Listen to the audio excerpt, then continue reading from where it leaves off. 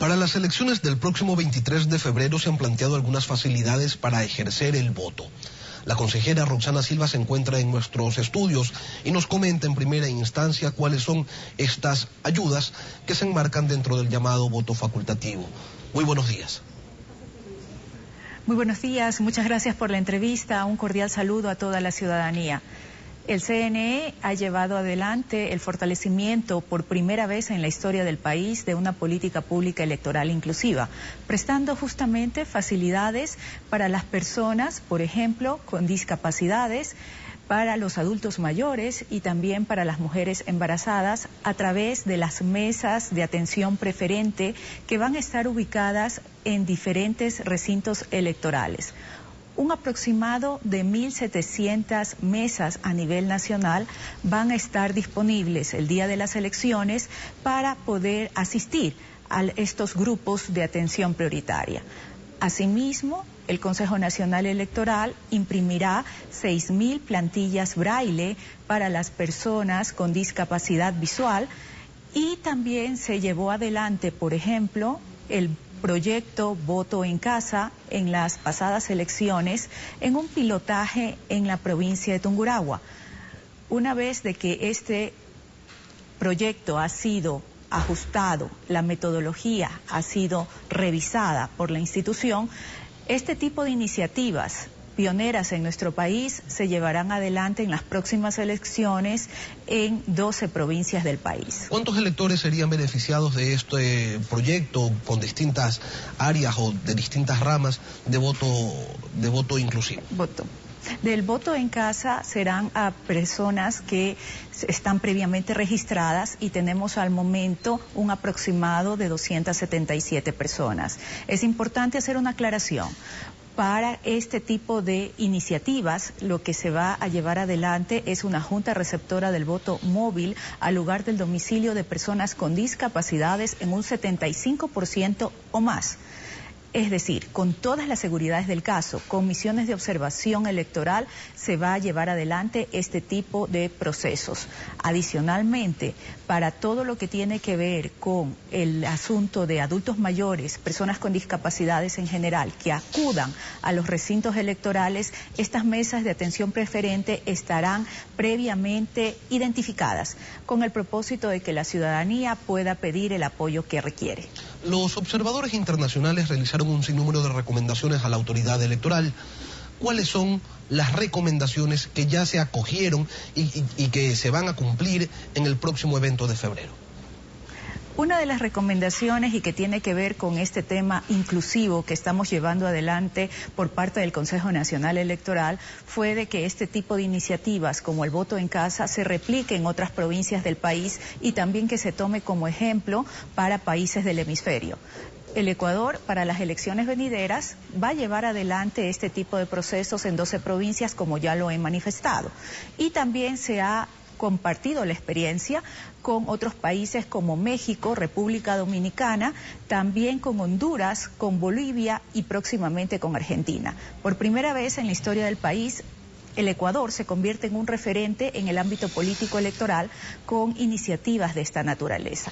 Otra de las recomendaciones de las misiones de observación fue justamente, y lo tengo aquí para demostrarlo, de que el padrón electoral sea específicamente un padrón fotográfico. Y en este sentido tenemos aquí un ejemplo, por ejemplo, de 4.375.152 fotografías de los electores va a constar en el padrón electoral. De un universo de 11 millones, ¿no?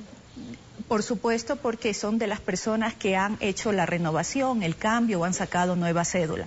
Por eso tenemos ese número de personas. Y por otro lado, todo lo que tiene que ver en el registro activo y pasivo. Asimismo, ustedes verán aquí un color más oscuro, por ejemplo, donde estas personas están como identificadas dentro del registro pasivo. Es decir, aquellas personas que durante 3 procesos electorales consecutivos no han ejercido el derecho al voto. Es importante resaltar, permítame por favor aclarar a la ciudadanía, Es importante aclarar que este tipo de color que está puesto dentro del padrón electoral no impide el ejercicio del derecho al sufragio, porque esto es obligatorio de acuerdo a la normativa, de acuerdo al Código de la Democracia también. En este sentido, si una persona que no ha ejercido su derecho al voto durante las 3 últimas elecciones y acude el próximo 23 de febrero a votar, puede hacerlo normalmente. Nosotros lo que queremos es sincerar los datos y acercarnos a ver qué personas votaron o no votaron. Una de las recomendaciones fue precisamente que se entregue el padrón electoral a las organizaciones políticas. Ellas lo habían solicitado desde hace algunos meses, argumentando que les permitiría desarrollar mejores estrategias y planes de campaña. Ustedes lo han entregado a poco más de 30 días de que se realice la elección. ¿Por qué tardaron tanto?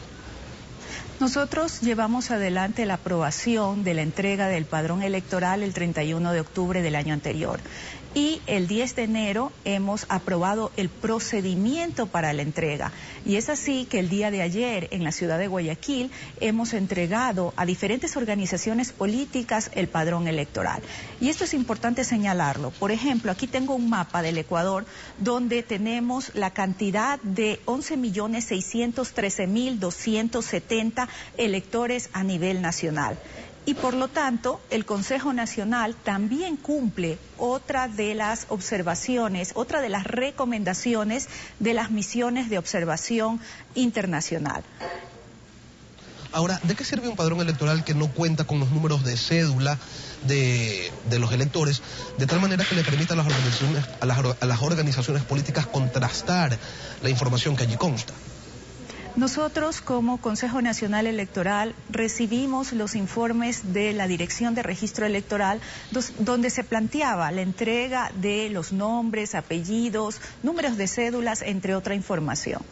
El Pleno del Consejo Nacional Electoral analizó de que por medidas de seguridad no se debe entregar los números de cédula, porque es a través del número de cédula donde se puede obtener información de cuántas propiedades tiene una persona, cuánto deben impuestos, etcétera. Y por eso el CNE no entregó la información de la cédula de ciudadanía, los números.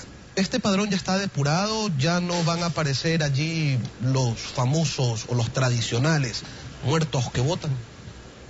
Nosotros, como Consejo Nacional Electoral, luego de la entrega que hizo el Registro Civil sobre la información, se han dado bajas de la información como este tipo de casos, y para ello es justamente el registro pasivo, para poder identificar estas personas que no han ejercido el derecho al sufragio, que puede ser por distintas razones. Ecuatorianos residentes en el exterior, por ejemplo, personas que lamentablemente han fallecido y que no han hecho el trámite respectivo ante el registro civil, por ejemplo, y esto es lo que nos va a permitir llevar adelante unos datos y una estadística más cercana a la realidad. Agradecemos la presencia de Roxana Silva, integrante del Consejo Nacional Electoral.